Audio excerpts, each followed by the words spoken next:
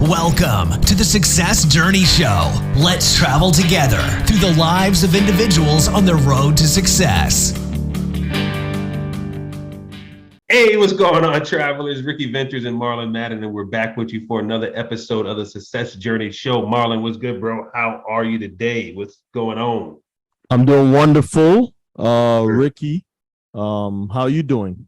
Man, I'm doing well, man. I'm doing well. Man, this was I'm coming off the first week of school. By the time you guys hear this, kids are probably well into school, but first week of school, man, and last week just, whew, man, it was something else, dude. Just getting back to that routine and that schedule, getting up early, because I wasn't getting up as early as I would during the school days, taking advantage of waking up a little bit later, but getting up earlier now and going to bed a little bit later. So making sure the kids got the homework done and all that kind of stuff. They got their lunches and everything. So it's getting back into that grind, bro. It's getting back into it, but it's exciting times, man. Exciting times. Yeah. How yourself, man? I'm doing wonderful. Tomorrow I go back to work after a long vacation. Yeah. And you probably it's fun. longer than you worked during the year. Huh? Yeah. This is a long vacation. I was from the 11th. And this is gonna be the 5th tomorrow. I'm going back to work. And we had a longer weekend for the holidays, so that's what caused it. But funny enough, I was down by the pool with the kids Saturday afternoon, and I went live. And I didn't even plan what I was talking about, what I was going to talk about. I just went live, and one of my boys came on, and then we went into school, the purpose of school, went into real estate, went into all these different things. And, some people call me like, yo, man, that was really, we were watching you, man. It was really helpful to us to put some things in perspective. You need to do that more often. And I was like, man, I don't want to be a slave to social media to go online. Granted, we have the show, so we get what we want to do, but this is more packaged as even though we kind of freestyle it, we still have a structure versus. What are you talking about, man? What are you talking about, dude? I don't freestyle nothing, man. Yeah, we don't freestyle. We don't freestyle nothing. This is all scripted. I have what I'm going to say right now. Yeah. Rick, and another thing, man, real estate is a game, bro, that like people don't understand when people take the risk to do real estate or just what you have to come into your mind to package, to put a deal together, the way how you have to approach it, the way how you have to be creative, the way how you have to think it through, because you have the initial when you see the listing till what you're gonna be your exit strategy, right? Yes. And all that happens in the middle to gain to that exit strategy, and you kind of have to put it together from the beginning to make sure it happened at the end. Yes. And a lot of people don't understand. I think that's where a lot of people don't.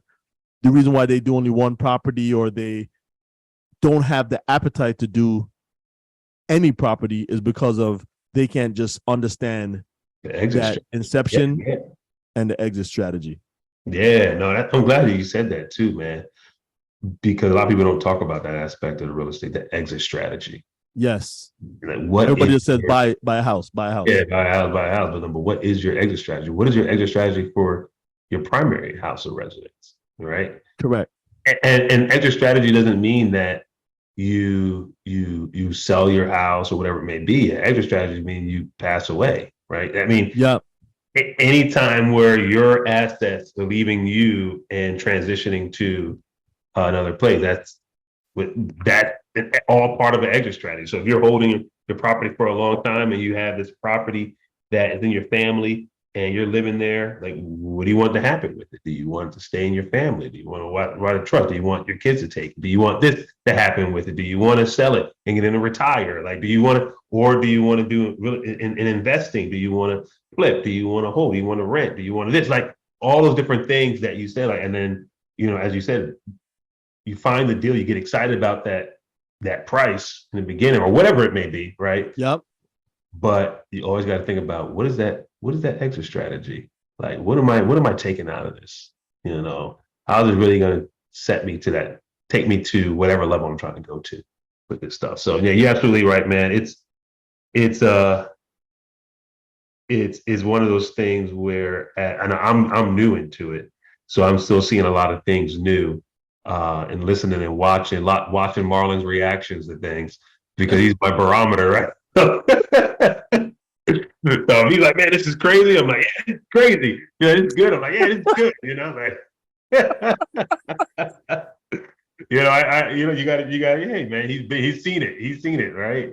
So it's just, it's a fun journey. It's a fun journey that we're on, and just you think about the growth that we've had over the past, just 2 years. Yeah, really dabbling. I know I've grown tremendously in that area. So yeah, man, it's wonderful. I'm glad you brought that up. The exit strategy. What is the exit strategy?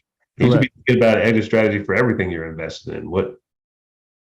A lot of people don't see it because they only get hype about, because just like it's like church, it's like everything else. Somebody hypes you up, right? Or somebody gives you good information. Let's not say hype up in a bad way. Somebody gives you good information for the starting of it.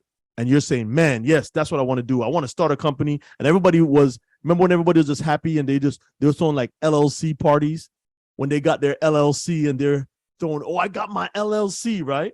But what is the strategy to grow that business? Nobody really, because the thing was just get an LLC. And somebody said, I have a company. Yeah. But you have a company that's not making anything. That's great. Now you actually have a bill because you have to pay every year. You have to pay for that. Yep. Right. So a lot of times the exit strategy, there's not a lot of people that's actually talking about the exit strategy, or they'll just gloss over the exit strategy and they don't understand how important, or the person that's listening that's never done it doesn't understand how important that exit strategy is, because your asset could turn to a liability real quick if your exit strategy is not sound. Absolutely. Well, guys, man, we are excited about today's show. This is something that I know I've been passionate about over these past few years. There are some nuggets, oh my goodness, for those people out there that are striving to become leaders, in whatever facet that leadership means to you. And just the way our guest kind of breaks down how to embrace the journey along the way to becoming there is something that you can't miss. So after this commercial here, the next voice we were here is none other than Alex. And he took Brueckmann. Brueckmann.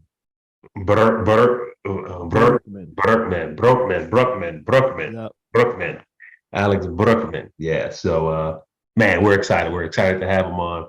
Appreciate him having him on, and we'll hear him in a couple minutes. All right, guys. We'll talk to you soon.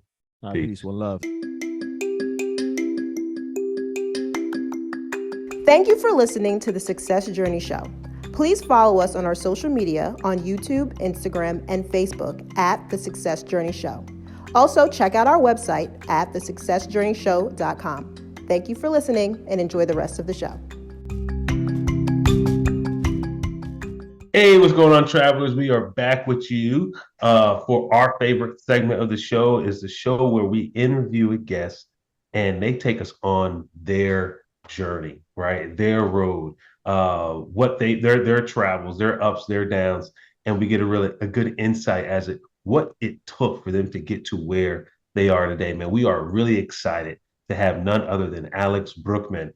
And I mean, I hope I pronounced his last name right, man. I've been practicing in the green room. Everybody, well done. And we got Alex here with us. Alex, how are you today? I'm doing great, man. Thank you very much for having me on the show. It's a pleasure. Oh, man, the pleasure is ours. Alex, yes, sir. Start off by just sharing with us a little bit about yourself. Oh man, this has been quite a ride. So I don't even know where to start. But let me stay on the helicopter perspective, right? So, I was always into music, so it became clear to me at some point in my late teen years, early 20s, that I want to do something professionally in that area. So I've been a DJ at that point in time for some years. So I was like, Oh, it's totally logic. I become a radio DJ, right? So I go to the radio, become a radio host, design radio shows, and that's what I did. And I did that for a few years, and then joined an agency and became the editor in chief for their media and entertainment segment. And then 9/11 happened. The whole media industry started to get into a bit of a turmoil. I lost my job, tried to stay afloat. I was like, man, you really didn't understand that whole thing with the economy.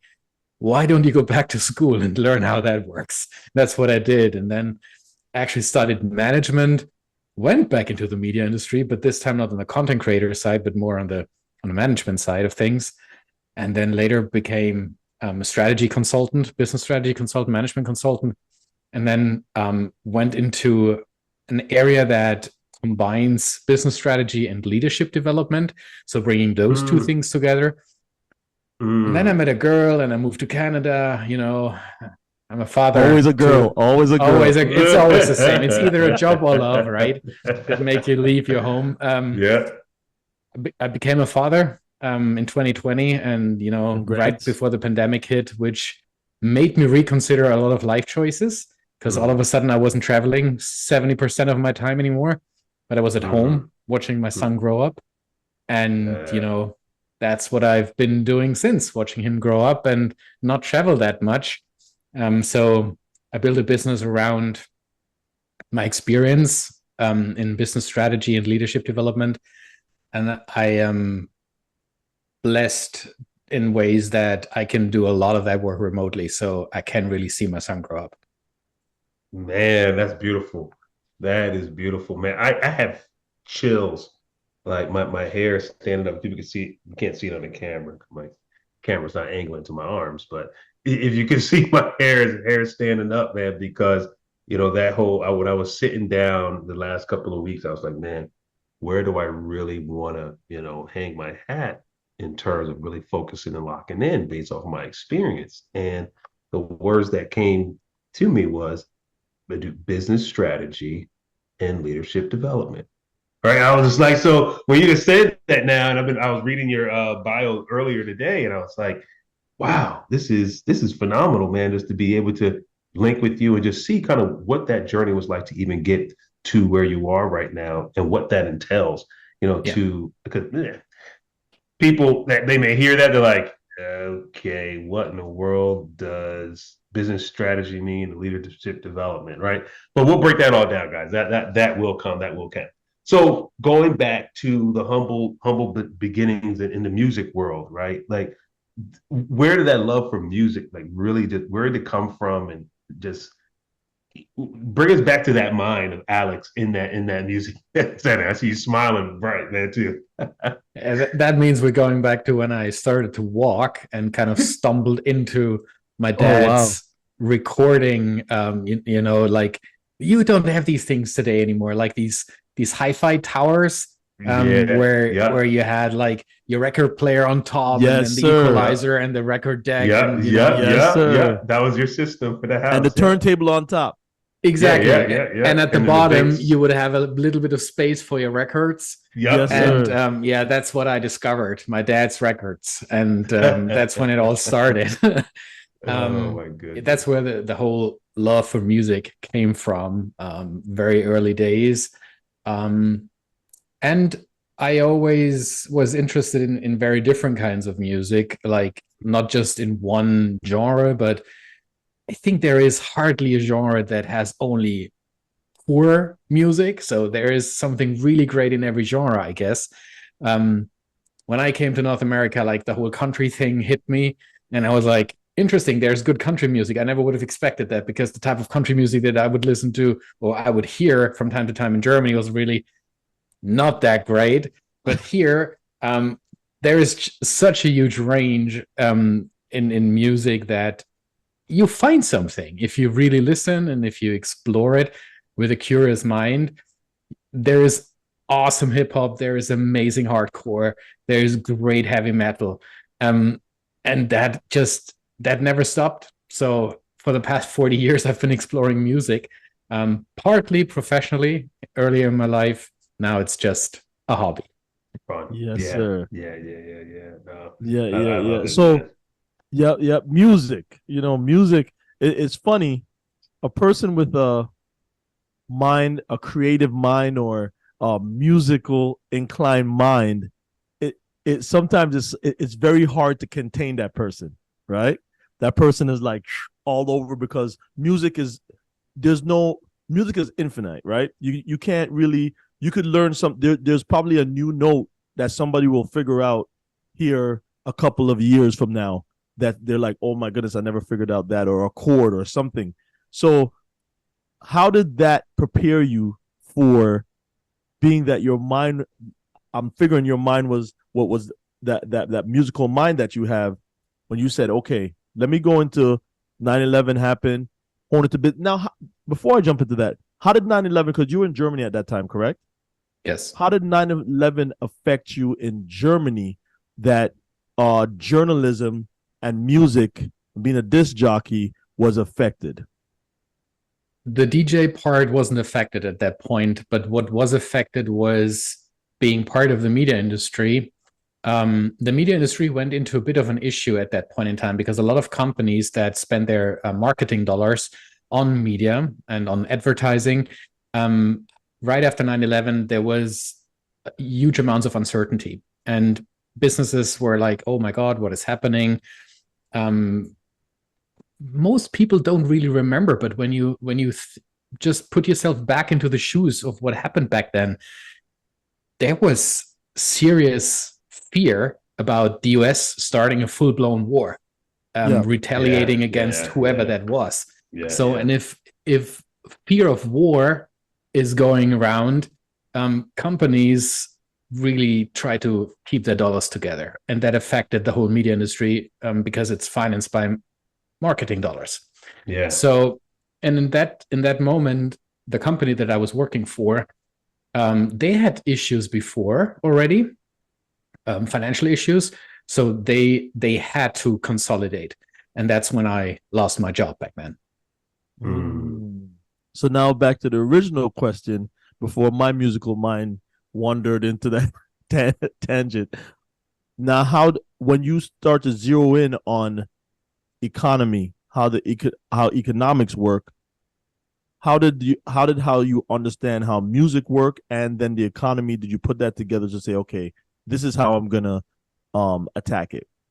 Those were two different parts of my brain, to be honest. It was very, very difficult. The first 2 years at business school, they were just brutal. I mean, there is stuff that you need to learn where, like, I don't even know how people understand that.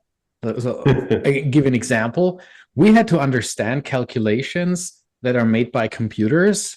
And when we asked the professor why we need to actually do these calculations, they said to us, and I totally get that now, but I didn't get it back then. They were like, yes, there are computers doing that for you, but the computer can only do what you put into the computer, and you need to realize when there's an apparent mistake. So when you see a result that doesn't make sense, you need to be able to spot it and to roughly go through the calculations in your head, or using pen and paper. We had to use pen and paper, to figure out whether that can be right, or whether your gut feeling tells you, based on the results that you see, that something's off. But that was just a pain in the neck for me. And that's just one example. There were many examples where I realized, I'm not made for this. My brain is not thinking in those ways. But you have to chew yourself through that mountain of dry matter to get out in the end and find your sweet spot. Because honestly speaking, general management is such a wide area. When you study general management, it goes from one end to the other, and every business, take a look at larger organizations. They represent more or less the abilities or the possibilities that general management gives you, all the way from human resources to business strategy to anything related to controlling and reporting, finance, treasury, you name it. There are so many different fields in business. You need to at least understand what you're doing, to be able to hone into your niche once you find something that you really love. I think the only the only way or the only connection that my brain probably made between the music world and the business world was there must be something that you like. Just like in country music, there must be something good here. I'm with you with the country music. I found a couple. Yeah. I found a couple songs. Oh, Yeah, so eventually I found my sweet spot, but that wasn't in university, and it wasn't right after university. To be very honest, after university, I started as the executive assistant to the president of one of the largest media organizations in the world. And it was only after a year or so where I had the opportunity to collaborate on a big business strategy project that I really realized how much I love business strategy. So I started to unpack this whole topic. And in business school, business strategy was something that I just couldn't relate to.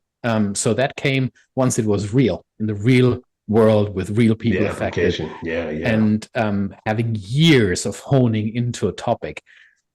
One of the biggest problems that I often see in the world of business, especially when it comes to small business owners, is that they use the word pivot a lot. But every time they pivot, they basically start at zero. I'll give you an example. My son, I don't need a hairdresser for apparent reasons, so I don't have any hair left. You and I. But my son has a hairdresser. So just recently, the guy told me that he will sell his salon and I asked him, interesting, what do you want to do after that? And he said, I'm going to start working as a contractor in construction, building homes, residential buildings. I didn't even know how to answer and what to say. I was like, how has anything that you have done until now has any relevance in that completely different world? And it's really a bummer because those years and all the experience that he gathered until this point, they go down the drain, and he starts at zero. And that is one of the biggest issues that you see out there when people opportunistically do one thing and then they do something completely different.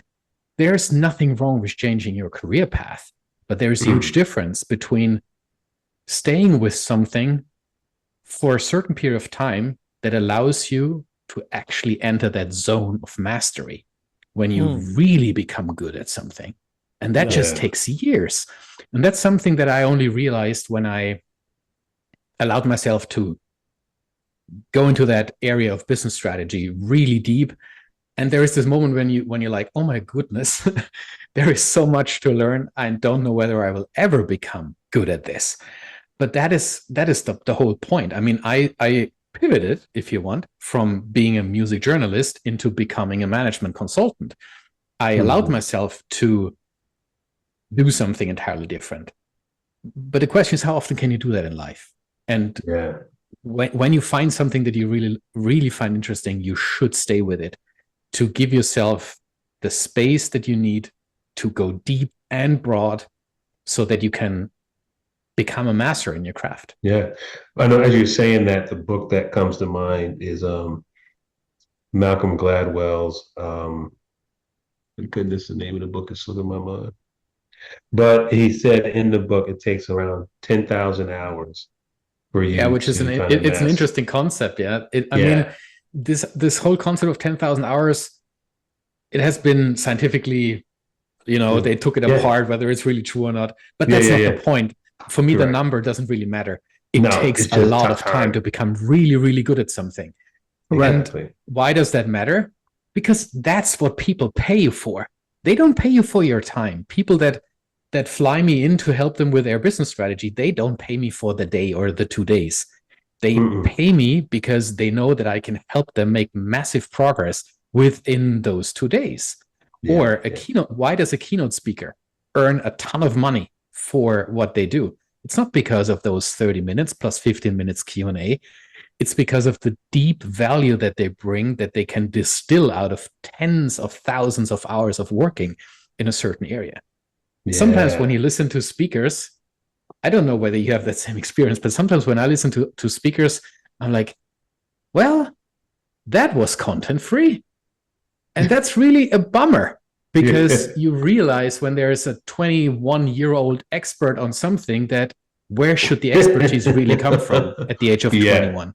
Yeah. So, and that's nothing against 21-year-olds, but it's just the question of how do you sell yourself and how credible is your expertise? And that just takes a lot of time. And not taking yourself too serious also helps to allow yourself to make mistakes.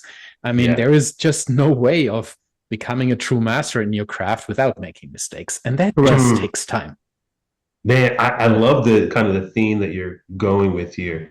There was a book that I'm reading, having my sons read. It's called, I was trying to look around for it. It's in the other room. It's called Chop Wood, Carry Water, right? And the concept is a gentleman wants to become a master, a samurai archer. And he goes to his To the sensei. sensei, and it's like, man, if I just stop doing all this carrying wood and chopping water, chopping wood and carrying water, and just focus on training every single day, how long would it take me? Or no, he said, how long would it take me to become a master? We were doing everything you have me doing right now. He said, oh, it'll take you 10 years. It was like, all right, well, if I cut all that out, all the extra stuff, how long would it take me? He said, it'll take you 10 years. 20 years, right? It's like you can't shortcut this. And I think the whole lesson in that is for a lot of people, and I'm glad you're saying this, taking time, like allowing yourself to take the time to be seasoned, right? So that this podcast is called The Success Journey, right? And exactly. One of the things that everyone really needs to understand is that there is no elevator. There is no shortcut to success. No. Everyone starts at the ground floor and needs to take the stairs. If you want to go to the top level, you start at the ground floor. It's just what it is. And you're not skipping floors, right? You're not skipping steps. You're not skipping floors. And the thing is this, and you can speak to this, why is that important, right? I'm not going to answer. I'm going to leave that to you to answer. Why is it that important for us to take those steps as we are climbing in our journey? I think everyone who has ever done anything that was not able as a beginner knows that you cannot just jump to the mastery level. So take sports, take baseball. Before you can swing a bat, you will probably, do something that is similar to swinging a bat, maybe like a plastic bat as a kid, because you won't just take the big bat and start swinging it. You will probably hit your own head with it, because when that thing is in full swing, you don't have the strength or the technique to stop it from swinging. And when you swing around, bang, back of your head. And we've all seen those funny videos where kids do that. You just have to start throwing a ball just by throwing it without, force, without technique. You just throw it. Yeah. And the same is true when you look into, for example, take Formula One racing. Those guys, literally every one of them, started racing go-karts. That's what they did. And then they get better and better and better. Faster go-karts, bigger go-karts. Then they started racing in series that are way below Formula One. And, for every Formula One driver out there, there were probably 1,000 go-kart racers that didn't make it up the ladder. It's just the way it is. And of course, this has something to do with funds, with money available. And do you have the stamina and the skills and the perseverance and the financial means to basically, do you have the runway to get to that point where you are able to race Formula 3 and then Formula 1? Yeah. But it's also just skill that needs to be developed. You need to listen to people like Lewis Hamilton when they talk about what it takes to race a full distance in a Formula One car. It's just insane. Yeah. If someone like you and me would step into a Formula One car, we couldn't make this thing go straight. Yeah. Not in a million years. We would spin, we would hit a wall, we would do all kinds of things. And I've been driving for 25 years. Germany Autobahn. Different. Yeah, Germany Autobahn as well. and really fast, but that's not the point. You know, the point is not about going fast. The point is about developing the skill to be able to run that thing and to race. And that is just different. You can't just start at Formula One. You start in the go-kart. Now, I like where you're bringing that. Now, you have somebody that has a company. They've been running for a while. Let's say a seasoned company. And you say you go in there in 2 days, they say, Alex, listen, man, we need your help. You're coming in here. And you have 2 days to go in to execute to make this company more efficient, more effective, or whatever situation they're in. What's your approach and how do you execute that? That is a difficult question to answer in a certain way, because I'm not going into a company telling them how to do their job. So that is the first thing that a lot of people misunderstand when they read what I do for a living. So I'm not a consultant in the sense that I go into a company, dissect their cost structure, and tell them where they can save 20% of their cost. I'm not going into a company telling them how to do their social media marketing in different ways. That's consulting in the sense that you tell them what to do based on your knowledge and expertise in that certain area. What I do is I facilitate strategy processes. And what that means is I go into a business and help the executive team of that company to sit on a table and to define how the business needs to look like in the next 3 to 5 to 7 years, and what the priorities are that they will ruthlessly focus on to get to that point. That's in a nutshell, in very simple terms, that is what business strategy is. Business strategy is the handful of priorities that you commit to bring your business to the next level. Now, a lot of people use the term strategic planning. You've probably heard that term. It's a bit of an oxymoron. The term consists of strategy and planning, and those two things into one expression doesn't really make sense. Yeah, because they're the same. Yeah. One of my favorite strategists, Roger Martin, he says, doing strategic planning or thinking you do strategic planning is you neither do planning nor strategy. You're actually failing doing both while trying to do that one thing, because they are very, very different. So I do the strategy part with these businesses and then help them turn that strategy into action. So moving it into a planning stage. And very often that starts with a 2-day workshop where you get so much done in those 2 days. People are often very, very they are blown away because they don't expect how much they can do in this short time. But it's all about bringing these people together and having the right types of conversations and moving them through a certain process that gives them a good understanding. And to be honest, strategy is one of those, or I call it strategic acumen, the ability to think and act strategically. That's something, if you don't have that as a business owner or as a senior executive, that's something that you can learn. This is not heaven sent. You can learn that, and you need to learn that. There is no one else in the business that can do it for you. It's what a business expects of their senior leaders. So the issue is the following. Business leaders don't become business leaders because they're great strategists. Most of the time, we grow within a subject matter expert, within a subject matter because of our expertise.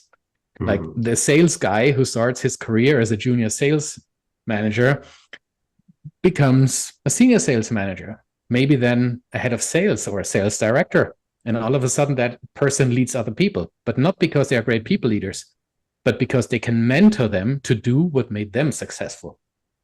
So, and if you think that through, that person becomes a VP and then an EVP, and all of a sudden they are in an executive leadership position. They never really had to strategize. They might even be terrible people leaders, but they grew up because of they grew in the ranks because of their subject matter expertise. But latest, when you are in an executive position, you realize it's not about your subject matter expertise anymore. You are responsible for the strategic trajectory of that business. And that's when you start to get your head around business strategy and leadership. And that's when people read books, when they bring people like me in to help them through these processes.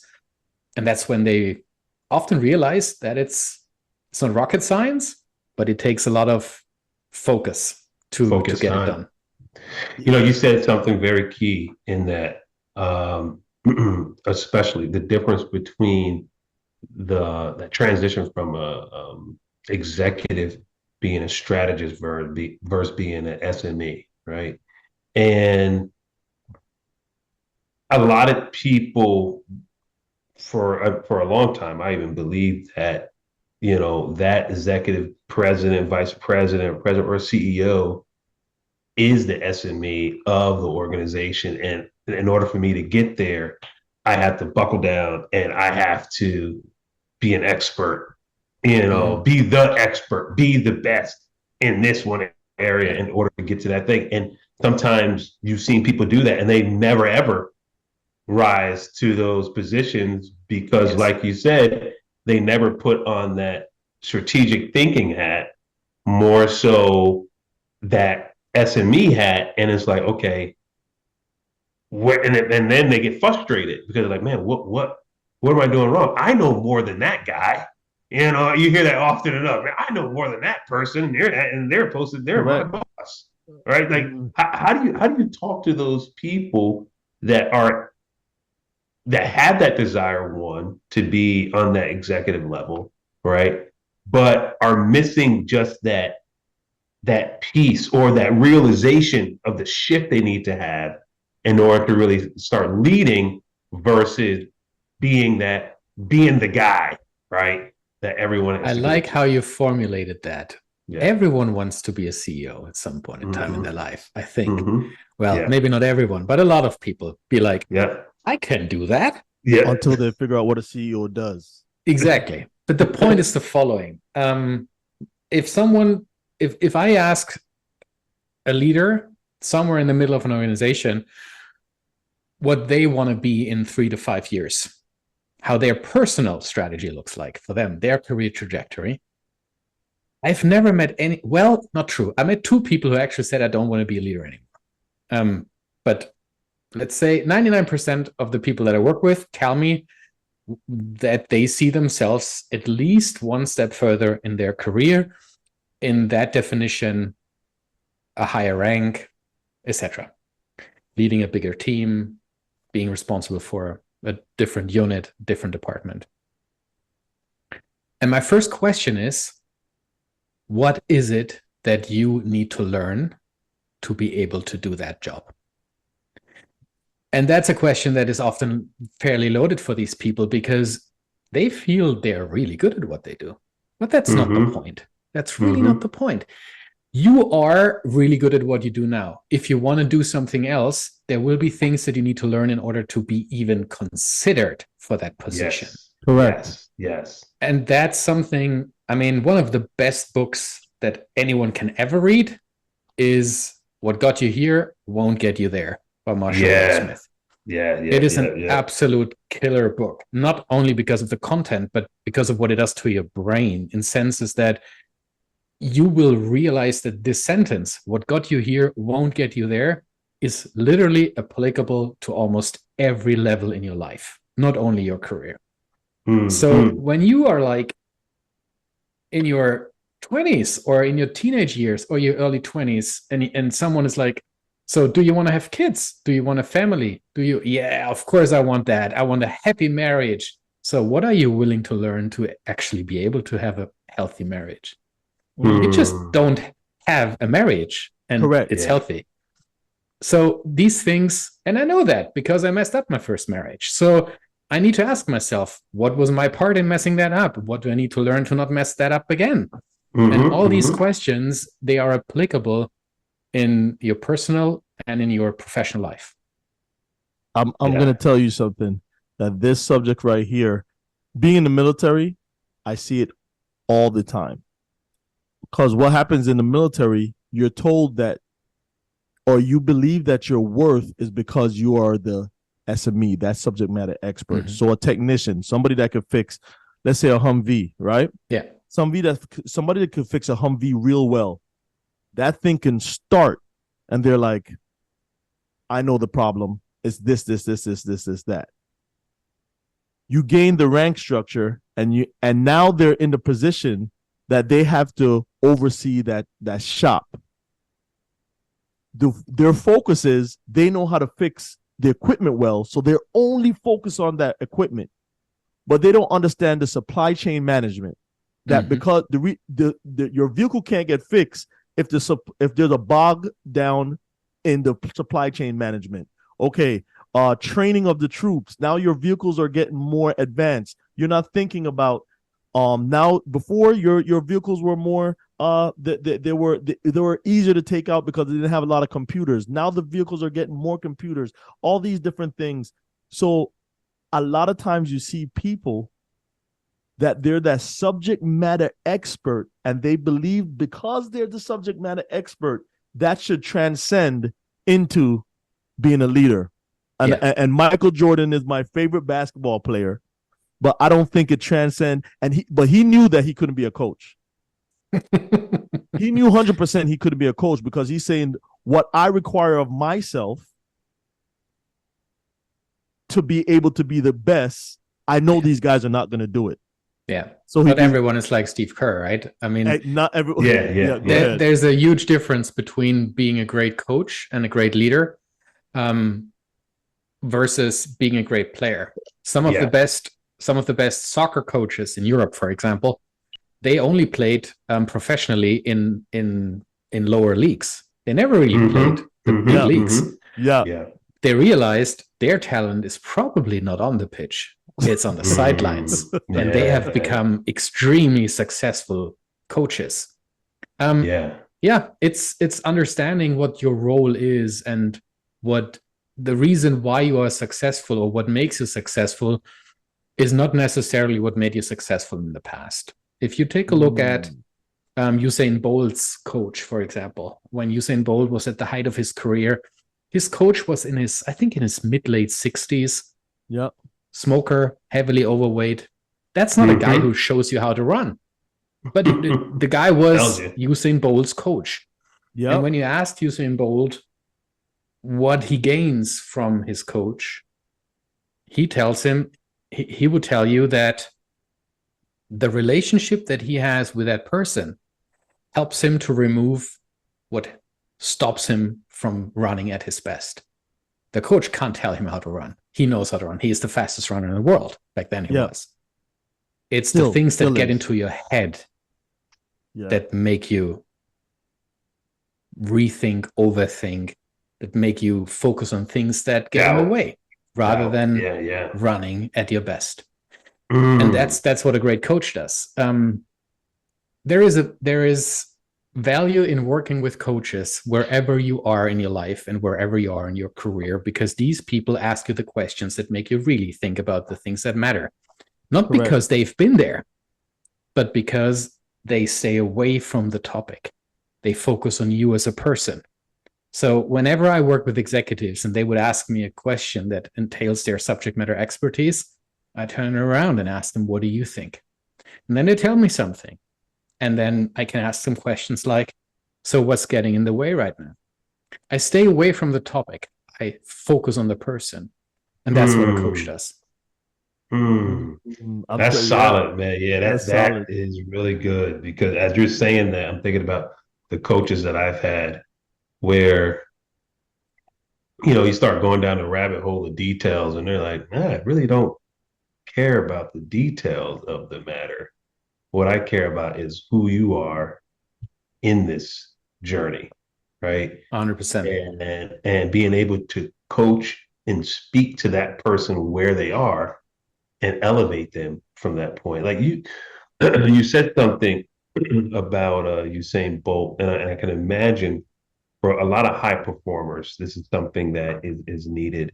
And as you talk with your clients, especially leaders, one of the probably the most dangerous things that a leader can have is self-doubt, right? As they're working through challenges, working through the strategic approach. And a lot of people wouldn't believe that, I'm the CEO of a company, multiple employees working under them.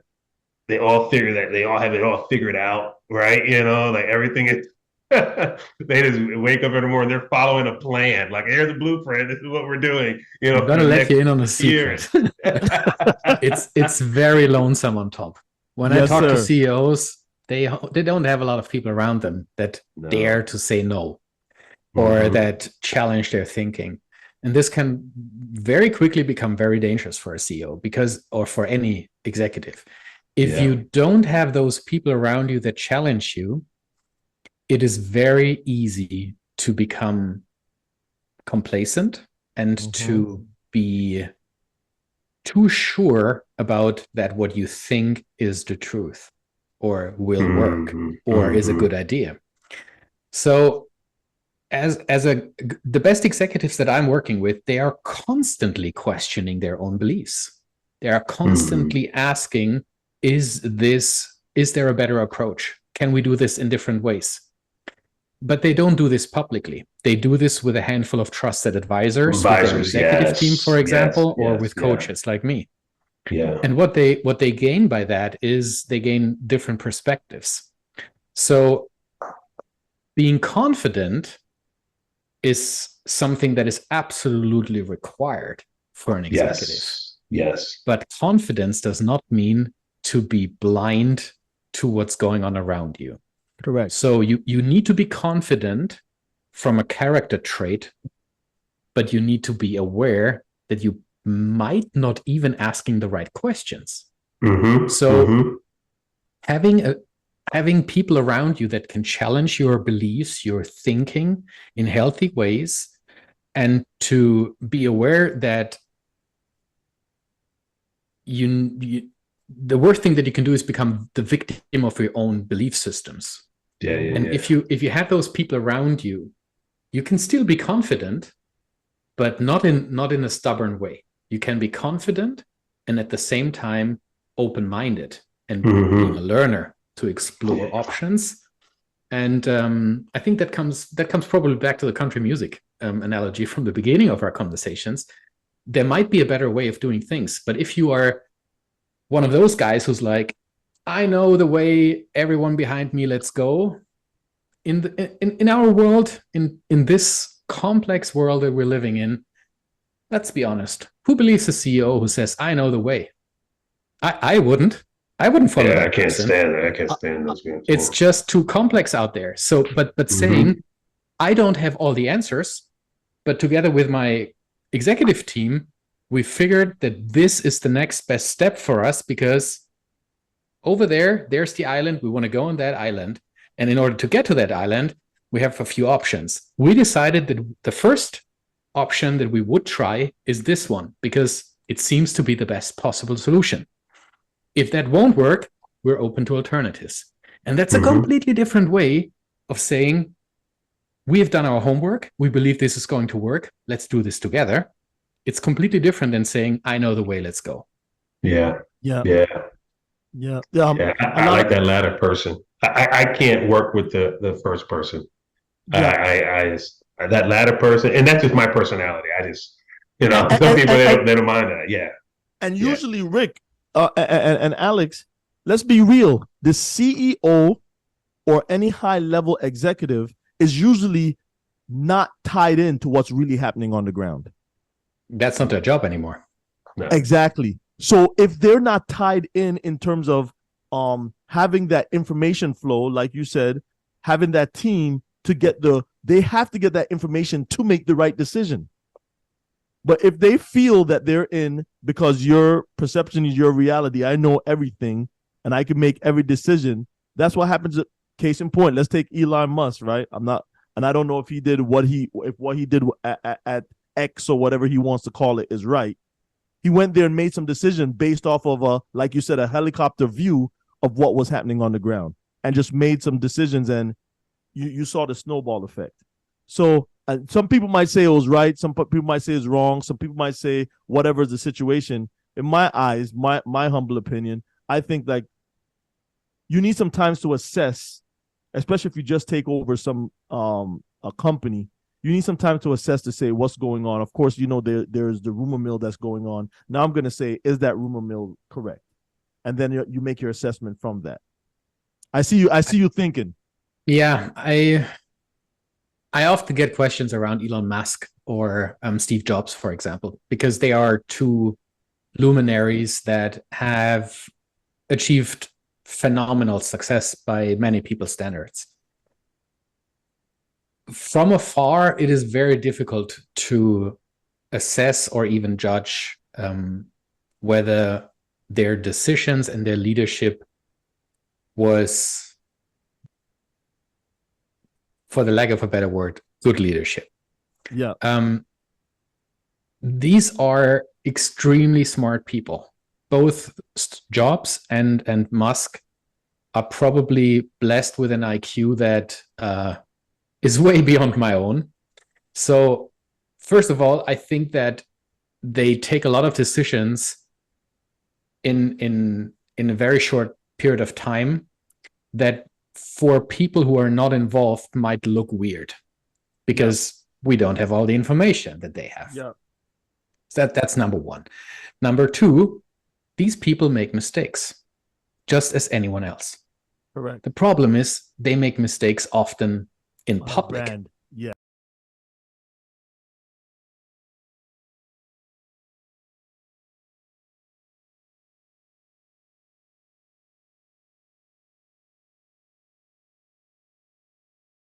Football coaches in Germany because everyone knows it better than the coach. That's Sunday in the United States of America football for Exactly. American football. So I know that these people usually don't take those decisions just because they woke up in the morning and be like, I'm going to call Twitter X now because I think that's cool. Yeah. You know, there is a lot of thinking that goes into these decisions. For Elon Musk, everyone says he massively overpaid for Twitter. Well, let's see. Maybe for now, that might be true. We do not know what he wants to do with the platform. The future will tell. And it's the more public a CEO is, the more difficult it becomes for these people to make mistakes because their future and their jobs are tied to what they're doing. With Musk, this is probably a little bit different because he also owns these businesses. He's not an employed CEO in that sense, but he's, well, a freak of nature in that way when we look at other CEOs. Most other CEOs of large organizations, they don't own these businesses. Correct. They are employed CEOs. And when they make mistakes like Elon Musk made them, well, they're probably gone. Yeah, shipped off. Yeah. yeah. But do you also think that, because let's take Steve Jobs. Okay, yeah, Steve Jobs. The way his approach, you know, he's making whatever technological decisions with his device that he's making. But because of his approach or whatever, the public is more willing to accept some of his faults or some of his mistakes versus, even though Elon Musk is not really I don't think he's super abrasive, but he takes a different spin on the public or the kind of how he wants to be viewed in the public. And I think that sometimes shadows the decision of the public to whether we like the decision he made or give him the time. They're willing to iPhone daggone 3 and iPhone 5 was the same thing. And then it came all the way up, but people will say, okay, we'll give him time to make a new, you know what I'm saying? So it's very interesting when you see those guys at those high levels, like you're saying, and you see somebody make a decision where we say they overpaid and then they're thinking something else. And you're saying, let me see what this guy's thinking, because $20 billion over what we, the public, think it should be. What is this guy's rationale, and why did he think that he could take this company and do X with it? I'm not saying he has a master plan that will reveal itself over the next 150 years. I don't know. The thing is, It's his decision. And who am I to question it? I'm far away and removed from it. I'm not even on Twitter. I don't even use the platform.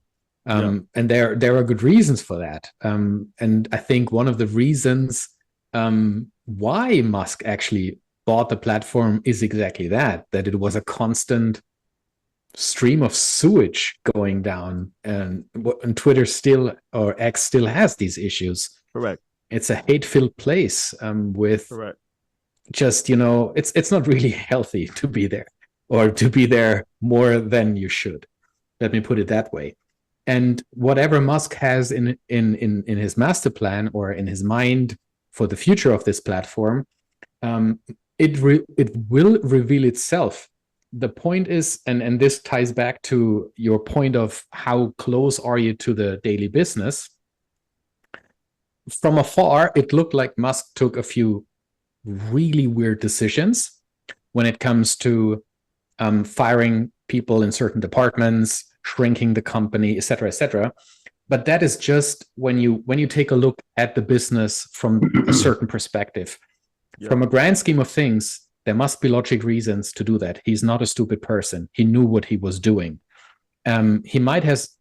Maybe he has underestimated the complexity of the business, but the point is, he doesn't have to run the business as a CEO. He doesn't have to understand the complexities. He is an investor in the end, or he shouldn't, but he wanted exactly. He wanted to, but he realized that he's probably not the right one. He then asked the question on the platform whether he should step down as a CEO. Everyone said kind of, yes, please. Go back to Tesla. That's what he did. I mean, he's just an inspiration and a life case study in so many ways that it is, we live in exciting times. These types of people, the Musks of our era, they have always existed. They have always existed. Go back 200, 300 years, they have existed. Those were the Rockefellers and you name them, right? They always existed, but they had, nowadays, in real life media coverage, obviously we can just follow these people and what they do for the good and the bad. And sometimes we can learn from them. Yeah. No, I love it, man. We talked about a lot of great things in this segment here. And one thing that's really like this sticking out to me as we're talking about a lot of this is kind of I'm going back a little bit and talking to our travelers a little bit that are on this journey, because some may be CEOs already, some may be on that path, becoming a leader, a CEO. Someone may want to be a COO. I don't know what you want to be. You want to be in the C-suite somewhere. Talk a little bit about just the daily approach to take. No matter where you are, right? No matter where you are, but you're aspiring to be that leader or aspiring to be a better leader, right? What are some daily approaches they can take as they look at their life and where they currently are to help further them along that journey of realizing being better prepared as a leader? I think there are probably 2 or 3 fundamentals for leadership that everyone who wants to lead should adhere to, or at least take as some sort of a compass. Number 1, leadership is influence. Nothing more, nothing less. You can lead from wherever you are. You don't have to be in the C-suite to lead. Yes. Some of the best leaders that I've seen, they don't even want to become C-suite leaders. They want to stay where they are in the middle of an organization, and they focus on making the people around them better. That's what leaders do. That's number 2. You're not in it for yourself. You're in it for other people. So when we talk about leadership, in my next book, I outline something I call the legacy trident, the leadership trident. You create, as a leader, you create a legacy in 3 different ways. First of all, you represent an organization. And you represent this organization toward the wider public. So you can ask yourself, how is the legacy that we're building as a business? And what is my role as a leader in that? The second spike of that trident is to understand that as a leader, you are part of an elite group in an organization that has the power to shape a certain culture in that business. So by the way you lead, you influence people to either emulate what you do or to run away from you. And if you lead in proper ways, you will inspire others to lead in similar ways. And that creates a ripple effect, not only within the business, but within their families. So you better be aware that the power and the impact that you have is greater than you might think. And number three, the third spike of that trident is just within the business. As a developer of talent, that is your biggest job as a leader, to develop the people around you, to discover their talent, to help them hone their talent and turn their talents into strength. I think when you embrace that as a leader, you will have impact, positive impact. You will leave behind a legacy that is way beyond transactional factors like money, career advancement, or anything else like that. And that's what leadership is. So if you want to lead, do those things rather than thinking about growing and like climbing up a ladder. Man, I love it, Alex. I love it because that's not what people are hearing. One, people think title determines your positioning, yes, sir. determines your role. Yeah. And how much impact. I love what you said, impact, influence.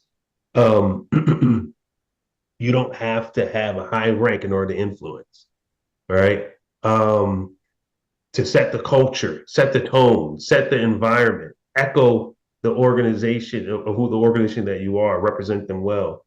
And the last one you said, the talent, identifying and helping people identify the talent that they have within them and helping them grow and helping nurture that. 100%. That doesn't come with a title. And I love what you said. And also has nothing to do with advancement with money, right? And things of that nature, because what people don't realize is that when you transition from an organization or leave life or whatever it may be, the thing that people are going to remember is how you impacted them. Like, yeah, maybe I can impact some people with my capital, but more than likely my capital is going to impact my kids, right? And what they do, right? The serious capital, right? It's going to impact them. Even if you did own a company and you're supporting lives and supporting livelihood, right? But my wealth is going to really impact my family, right? But what people are really going to remember, Siri's trying to jump in here. What people are really going to remember is how did they influence me to be better? Yes. Impact me in my life. So if I go back into my career and my life, the people that really resonate with me are the people that I can identify have, I don't know how much they made, right? But I do know what they did for me and pouring into me in order for me to grow to where I am right now. So I mean, I'd really love that you said that. Now you mentioned you have a couple of books. I want you to share with the folks here your books and so they can go look them up and purchase those books. So thanks for giving me that opportunity. The first book that I published some time ago I didn't get that. Could you try again? What was that? That's his AI. That's his robot he has in his house that runs his whole house. I don't know. They've been jumping in the last few podcasts, man. I'm starting to wonder if Ricky worked with the feds. Man, I gotta turn this series stuff off, man. Listen to everything. I'm sorry, Alex. Go ahead, man. Go ahead and do that. No worries. So the first book that I published was Secrets of Next Level Entrepreneurs. It was an anthology where I invited a few really bright minds to contribute their knowledge and experience to the book as well. The second book is called The Strategy Legacy. Depending on when this episode will air, guys, the book comes out in September 2023. Okay. And shortly after the book, I will publish a field guide that will be called Creating the Strategy Legacy. That field guide basically gives you all the templates, all the manuals, all the questionnaires, checklists, and God knows what type of resources that I use in the work with my customers. And it's all going to be in that book. So when you read the strategy legacy and then take creating the strategy legacy, you can literally run these strategy processes without me. And if you're not noticing, that strategy legacy is right in the background. Right, that's there. standing right there, the white right book. There, that white book. And also, there are some millennials that's watching this show right now, Alex, and they're saying, man, what is that transformer he has above on the top, right? I don't know if that's a Panasonic. I don't know if it's which that's one an it was. Original 80s Polaroid camera. Polaroid camera. There you go. Yeah. So people are watching that, but not to deter from that. The strategy legacy. How did you come about it? Was it just what gaps did you see that you said, okay, I'll be able to put this in here that will be able to be effective once somebody reads this?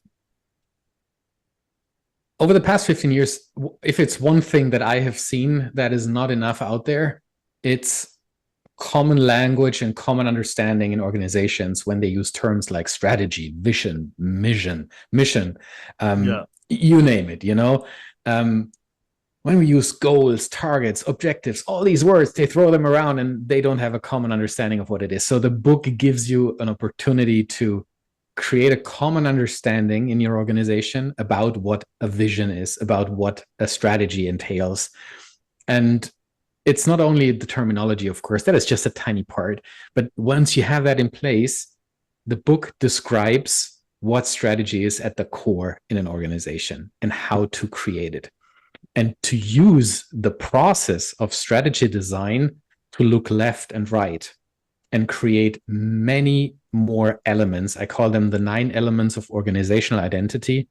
The strategy process as such is ideally positioned to create all the 9 elements of organizational identity, not only the strategy part.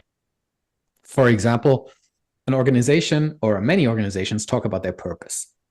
Purpose is nice, but it is absolutely unimportant if you don't align your strategy to that purpose to create tangible impact. Yes, sir. Purpose is just an intent.